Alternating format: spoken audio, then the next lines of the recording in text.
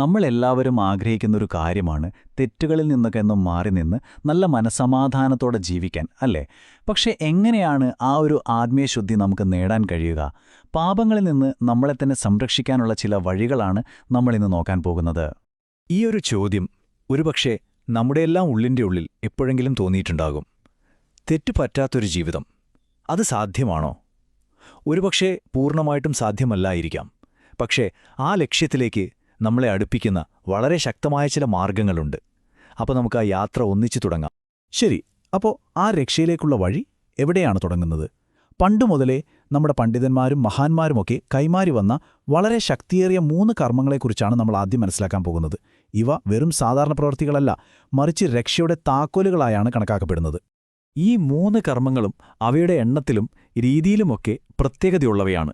കേൾക്കുമ്പോൾ ചിലപ്പോൾ വലുതായി തോന്നാം, പക്ഷെ ഇതിന് പിന്നിലെ വിശ്വാസത്തിന്റെ ശക്തി അതിലും എത്രയോ വലുതാണ്. അപ്പോൾ നമുക്ക് ആദ്യത്തേതിലേക്ക് കടക്കാം.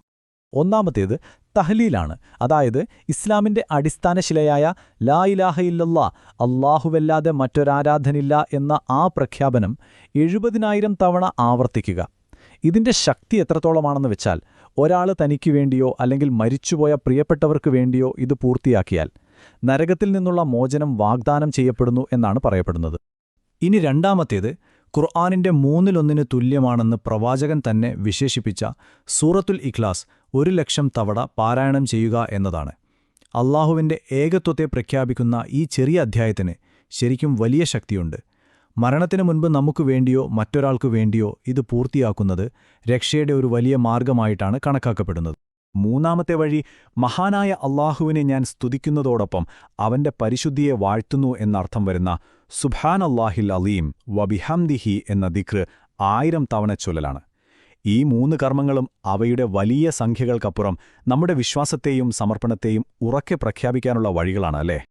ഇവിടെ ഏറ്റവും പ്രധാനപ്പെട്ട ഒരു കാര്യം എന്താണെന്ന് വെച്ചാൽ, ഈ കർമ്മങ്ങൾ നമുക്കുവേണ്ടി മാത്രമല്ല ചെയ്യാൻ കഴിയുക എന്നതാണ്. നമ്മുടെ പ്രിയപ്പെട്ടവർക്ക്, പ്രത്യേകിച്ച് മരണപ്പെട്ടു പോയവർക്ക് വേണ്ടിയും നമുക്കിത് ചെയ്യാം. ആത്മാർത്ഥമായ നീയത്തോടെ ചെയ്താൽ അതിന്റെ പ്രതിഫലം അവർക്ക് ലഭിക്കുമെന്നാണ് വിശ്വാസം. അതുകൊണ്ട് ഇതൊരു സ്നേഹത്തിന്റെയും കരുണയുടെയും പ്രവൃത്തി കൂടിയായി മാറുന്നു. പുറമേയുള്ള കർമ്മങ്ങൾ പോലെ തന്നെ പ്രധാനമാണ് നമ്മുടെ ഉള്ളിലെ അവസ്ഥയും. വിശ്വാസത്തിന്റെ കാര്യത്തിൽ ഭയമെന്ന വാക്കിന് ഒരു പ്രത്യേക അർത്ഥമുണ്ട് കേട്ടോ. അത് നമ്മളെ തളർത്തുന്ന ഒരു പേടിയല്ല, മറിച്ച് തെറ്റുകളിൽ നിന്ന് നമ്മളെ കാത്തുസൂക്ഷിക്കുന്ന ഒരു കോമ്പസ് പോലെ പ്രവർത്തിക്കുന്നൊരു ഭയമാണ്. അപ്പോൾ നമുക്ക് ആ ആന്തരിക ലോകത്തിലേക്ക് ഒന്ന് കടന്നു ചെല്ലാം. ഇതിനെക്കുറിച്ച് മഹാനായ ഉസ്മാൻ റളിയല്ലാഹു വളരെ മനോഹരമായിട്ട് പറഞ്ഞിട്ടുണ്ട്.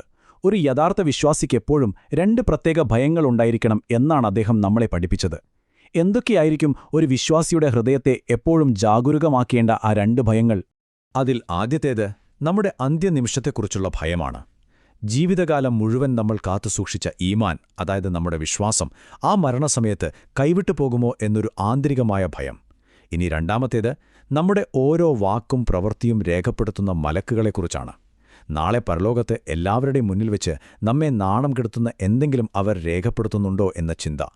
ഈ 2 ചിന്തകളാണ് ഒരു വിശ്വാസിയെ എപ്പോഴും വിനയാൻവിതനും ശ്രദ്ധാലുവുമാക്കി നിർത്തുന്നത്. ഇനി നമ്മൾ ചർച്ച ചെയ്യുന്നത് ഒരുപക്ഷെ ഏറ്റവും ഭയപ്പെടുത്തുന്ന ഒന്നിനെക്കുറിച്ചാണ്. മറ്റുള്ളവരുടെ കണ്ണിൽ നിന്ന് നമ്മൾ സമർത്ഥമായി മറച്ചുപിടിക്കുന്ന, എന്നാൽ പ്രപഞ്ചനാഥന ദൃഷ്ടിയിൽ നിന്ന് ഒരിക്കലും മറയാത്ത നമ്മുടെ രഹസ്യപാപങ്ങളെക്കുറിച്ച്. ഒരു നിമിഷം നമുക്കൊന്ന് ആത്മാർത്ഥമായി ആത്മപരിശോധന നടത്താം. പുറംലോകമറിഞ്ഞാൽ നമ്മൾ തകർന്നുപോകുന്ന, അത്രയേറെ നാണക്കേടുണ്ടാക്കുന്ന ഒരു രഹസ്യം നമ്മുടെ ജീവിതത്തിൽ ഒളിഞ്ഞിരിപ്പുണ്ടോ? ഉണ്ടെങ്കിൽ അതിന്റെ ആത്മീയമായ ഭവിഷ്യത്തുകൾ എത്ര വലുതായിരിക്കും? ഇമാം ഷഹ്റാനി നൽകുന്ന മുന്നറിയിപ്പ് നമ്മുടെ ഹൃദയത്തെ പിടിച്ചുലക്കുന്ന ഒന്നാണ്.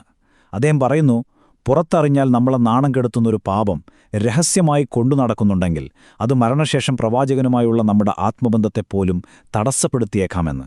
ഒന്ന് ആലോചിച്ചു നോക്കൂ, ഇതിലും വലിയൊരു നഷ്ടം ഒരു വിശ്വാസിക്ക് വരാനുണ്ടോ? ഒരു നിമിഷം ചിന്തിക്കുക.